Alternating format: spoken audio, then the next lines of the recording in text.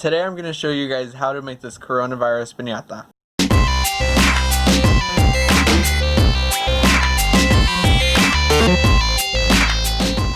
Hi guys, it's been a long time. This setup is pretty weird, but we're just going to jump into the video because it's a long one.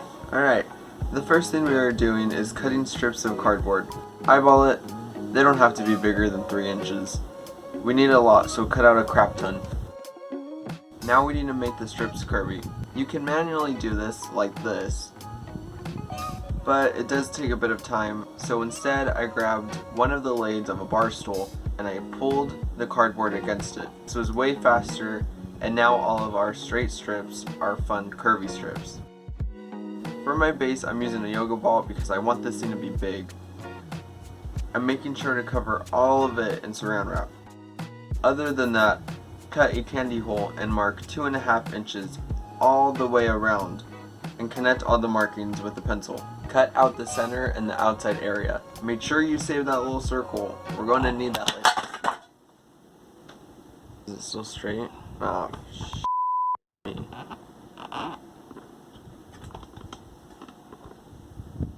Good?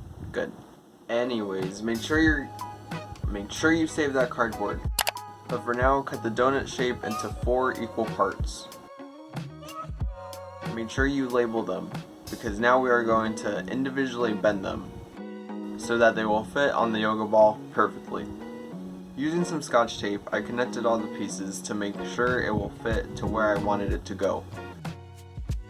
Once that was settled, I grabbed the hot glue gun, and you don't need a lot, you just need a bit to keep it in place.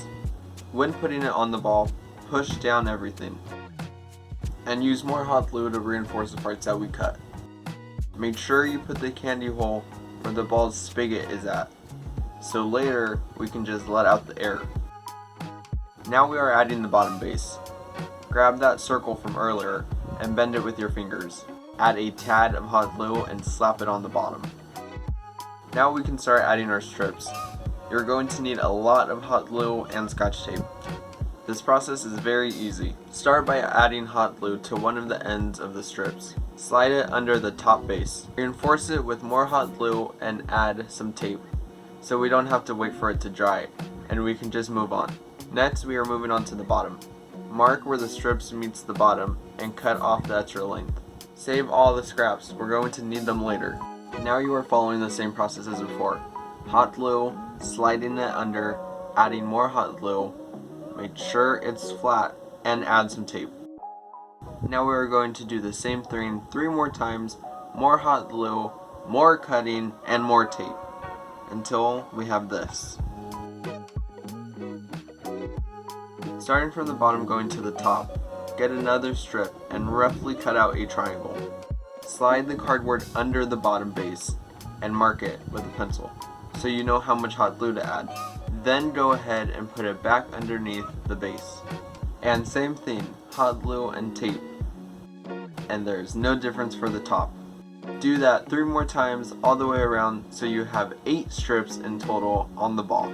For the next round of strips, it is primarily going to be the same thing. The only difference is we are going under and marking with a pencil where the cardboard lies, then cutting out that marking. And instead of going under again, we are gluing those pieces together like so, making sure to add hot glue and tape. Make sure the cardboard is flat on the ball, and do the same thing for the top. We are doing that all the way around for a total of 8 times, so we get something like this. Wow, look at that. This next round we are going to use those half strips from earlier, and same process as before. Mark it with a pencil, cut it out, add some glue, place it, and make sure you use glue and tape. Continue to use the scraps all the way around so we get this. We are almost done. I just need to fill you in. These little empty spaces, use the scraps to fill those in before moving on. They should look like this. To finish our sphere, measure out the empty spaces with cardboard and roughly cut out a triangle. This will make it easier to push underneath so we can accurately trace out the missing piece. Pull it out Cut it out, and just like before, use hot glue and tape to keep it in place. Do the same thing all the way around until you finished. So we can start making the protein prawns. For the protein prawns, I'm using thinner cardboard so I can roll it up and it will be easier to work with. The prawns are 9 inches in width and 15 inches in height. Cut those out and mark 3 inches. Using scissors, cut strips along the 3-inch markings. Push them down and roll the cardboard back into a tube.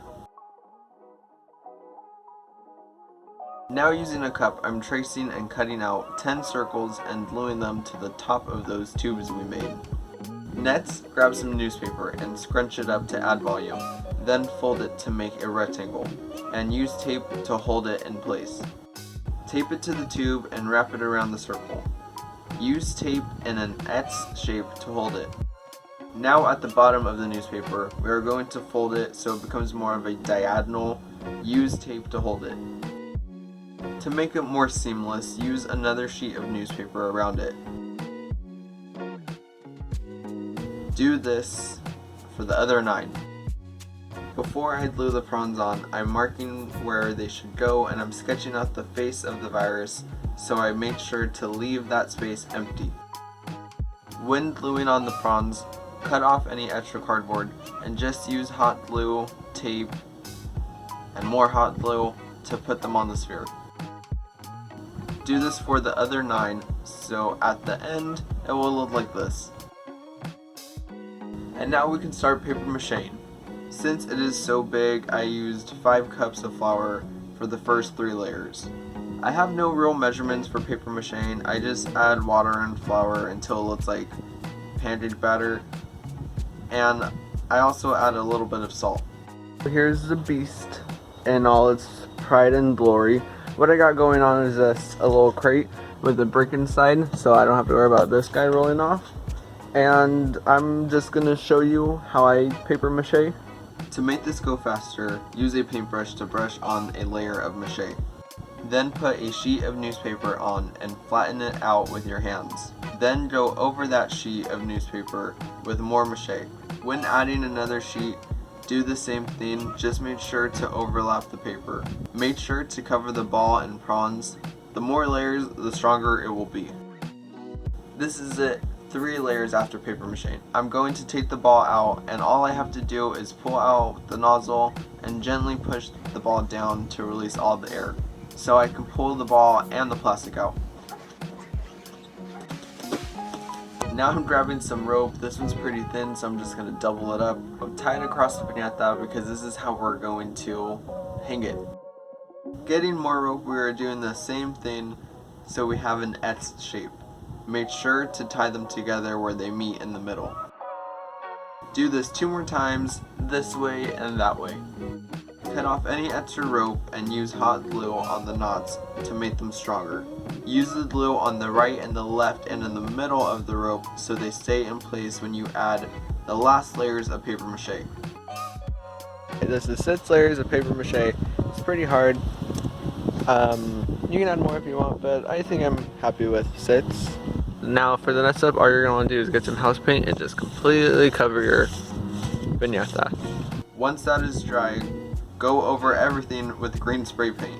Getting some green streamer, cut slits into those so we can really decorate. I tried to go around in a circle, but it looked bad, so do it in sections of 4. To do that, put glue on the edges and connect them with arches and put your streamer on. So this is what it looks like now. Pretty seamless, everything looks nice. I'm going to do the same thing on that side, and this part was a lot faster than going all the way around, so I think when I get to this part, I'm just going to do it in a section of 4s. Decorating the prawns are way easier. The first thing you need to do is put a good amount of glue on one of them and then wrap the green streamer around it until it's completely covered.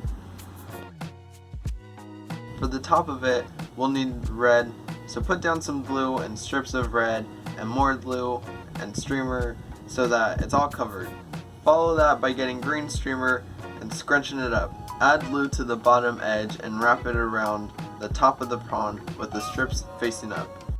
Push down everything, and do this for the rest of them. Lastly, we need to make a mask. Grab tissue paper, fold it into the shape of a rectangle, and fold the edges into the center.